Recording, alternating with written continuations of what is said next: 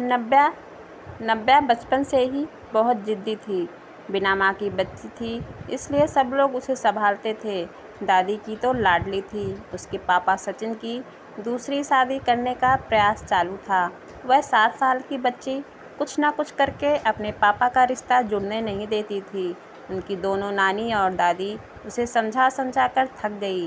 बेटा, सभी सौतेली माँ बुरी नहीं होती, और हम हैं ना, तुम्हें अगर तकलीफ़ दी तो हम उस पर चिल्लाएंगे, डांटेंगे। लेकिन उसके मन में बार बार डर आ रहा था कि सौतेली माँ मुझे तकलीफ़ देगी। पापा भी उसका ही सुनेंगे, और उसकी माँ की आखिरी याद मतलब उसका मंगलसूत्र, वह भी उस सौतेली माँ को दे देंगे, ऐसे उसे लगता था। सभी को टेंशन हो रहा था कि उसे कैसे समझाएं। उसकी माँ मतलब सुनीता एक एक्सीडेंट में 2 साल पहले इस दुनिया से चली गई। तब से लेकर अब तक उस बच्ची को सभी संभालते थे, पर उसकी यह जिद ज़रा ज़्यादा ही थी। कैसे बताएं अभी इसे। उसकी दादी ने उसकी ही मौसेरे भाई की लड़की पसंद कर ली थी। उसकी भी शादी होकर तलाक हो गया था, और उसे एक लड़का भी था, पर यह बच्ची सुनने को तैयार नहीं थी। वह लड़का है, मतलब उससे ही सब प्यार करेंगे, मुझे से नहीं। ऐसा मन में वहम बिठाए वह शादी को नहीं होने देगी, ऐसी जिद पकड़ कर बैठी थी। उसके जिद के आगे सचिन भी नहीं बोल सका। दोनों दादी और नानी काफ़ी चिंतित हो गई। बाद में सुनीता की माँ ने समस्या का समाधान निकाला। सुनीता की एक दोस्त माया, जिसकी उम्र हो चुकी थी, इसलिए उसकी शादी तय नहीं हो रही थी। उसके घर जाकर नानी ने यह हकीकत बताई। वह सब सुनने के बाद और समझने के बाद भी माया शादी के लिए तैयार हो गई। इस वजह से दोनों नानी और दादी काफ़ी खुश हो गए। अब सचिन क्या कहता है, इसकी उनको चिंता हो रही थी। खुद सास ही बोल रही थी, इसलिए जमाई तैयार हो गया लड़की से मिलने के लिए। सचिन ने माया से मिलने का तय किया। मुलाकात के दिन सचिन ने माया से कहा कि मैं सिर्फ नव्या के भविष्य के लिए और अपनी माँ की इच्छा के लिए तैयार हुआ हूँ। मेरी तरफ से बाकी कोई भी उम्मीद मत करो।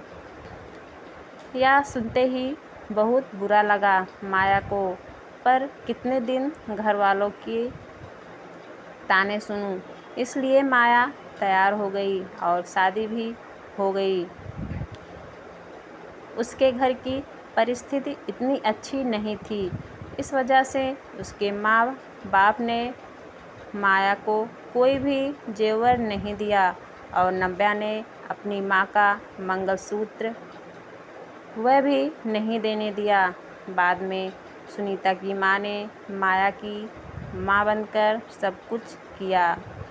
नव्या माया को बहुत परेशान करती थी, और सौतेली माँ ऐसे ही पुकारा करती थी उसे। माया थोड़ा डांटती या उसे समझाने का प्रयास करती, तब जानबूझकर झूठ मूठ का रोने लगती थी। माया 2 महीने में ही पूरी तरह हताश हो गई। दोनों दादी और नानी को पहले से ही सब कुछ पता था। इस वजह से माया को वह कुछ नहीं बोलती थी। वह उल्टा उसे बोलती थी कि मारोगी भी तो चलेगा, पर सचिन को यह सब सहन नहीं होता था।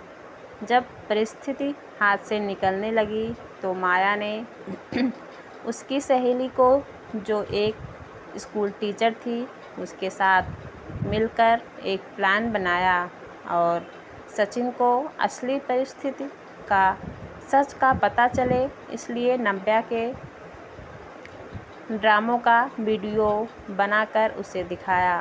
पहले माया को ही गलत समझने वाला सचिन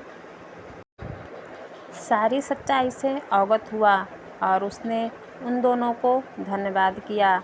प्यार से नव्या को समझाया कि इसके आगे तुम्हें माया के साथ अच्छा बर्ताव करना होगा, उसकी सब बातें सुननी होंगी। हालांकि नव्या ने काफ़ी तमाशा किया, पर उसकी साइड लेने वाला कोई भी नहीं था। ये उसे समझ में आ गया। उसको माया पर बहुत गुस्सा आता था। माया उसे बहुत समझाती थी। धीरे धीरे माया और सचिन का रिश्ता भी सुधर रहा था, पर पति पत्नी जैसा रिश्ता उनमें नहीं था और वो सचिन ने उसे पहले ही बता दिया था। माया को बहुत बुरा लगता था। उसने अपनी इच्छाएं अपने मन में ही दबा दी। नव्या को उसने सौतेलापन कभी भी दिखाया नहीं, पर नव्या मात्र उसके साथ झगड़ा ही करती थी। धीरे धीरे नव्या बड़ी होती गई। सचिन हमेशा काम के लिए बाहर रहता था। माया नव्या के लिए हमेशा तत्पर रहती थी। उसने नव्या को बहुत प्यार से समझाने की कोशिश की, पर माया को हमेशा असफलता मिलती। इसमें सचिन की माँ हमेशा बीमार रहती थी।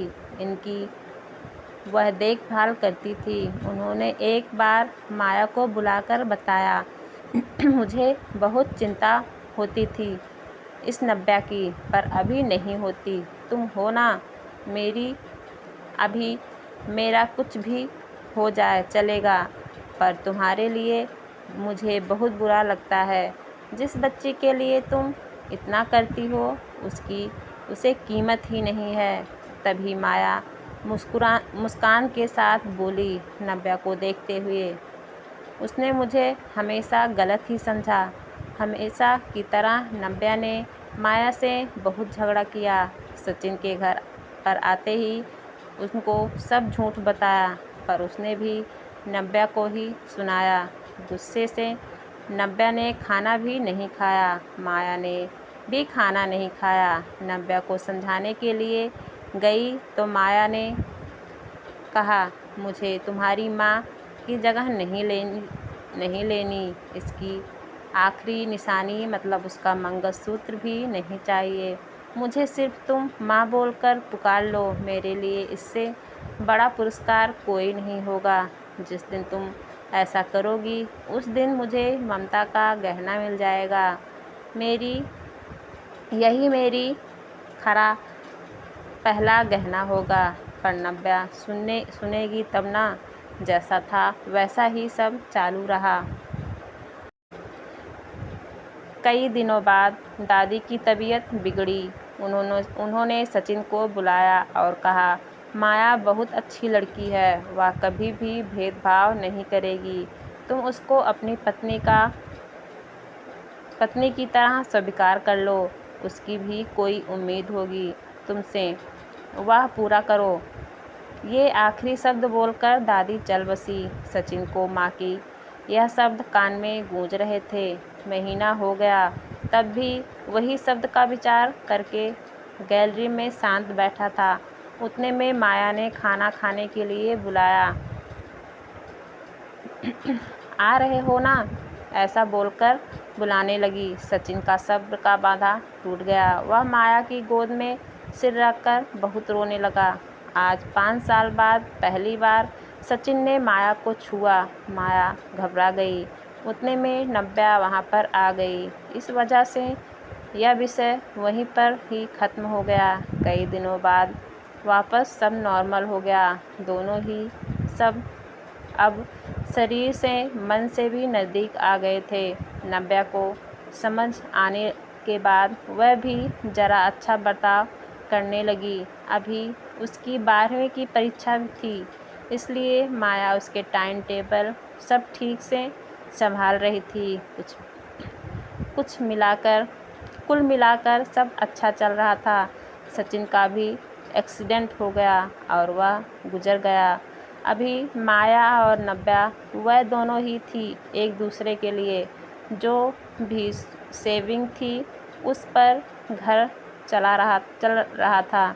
माया तो ग्रेजुएट भी नहीं थी, इस वजह से उसे नौकरी मिलने में दिक्कत आ रही थी। छोटी छोटी नौकरी करके वह घर खर्च चला रही थी। सचिन की सब सेविंग उसने नव्या के लिए खर्च कर दी। अब नव्या को प्यार हो गया था सुशांत नाम के लड़के से।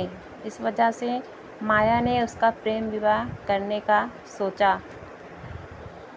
सब लोग अच्छे हैं, नव्या भी खुश रहेगी, ऐसा उसे विश्वास था। पर सुशांत की माँ खड़ूस थी। सचिन के जाने के बाद उसकी परिस्थिति भी अच्छी नहीं थी। नव्या शादी के बाद ज़्यादा गहने नहीं लाई, इसलिए ससुराल वाले उसे तकलीफ़ दे रहे थे। उसकी सास की सहेली घर पर आई थी नई दुल्हन से मिलने। तब नव्या की सौतेली माँ के बारे में बुरा भला बोल रही थी। सौतेली माँ है ना, इसलिए ऐसा जानबूझकर किया होगा। सब कुछ खुद के लिए रखा होगा और बेटी को लंका की पार्वती बनाकर सिर्फ मंगलसूत्र पहनाकर भेज दिया और हंसने लगी। तभी उसका खुद पर का नियंत्रण टूट गया। मेरी माँ की आखिरी याद मतलब वह मंगलसूत्र है। मेरी इच्छा थी कि मैं ही इसे पहनूं। यह मंगलसूत्र मेरी माँ का आशीर्वाद का हाथ है और मेरी माया माँ को बुरा भला बोलने का तुम्हें कोई भी हक नहीं है।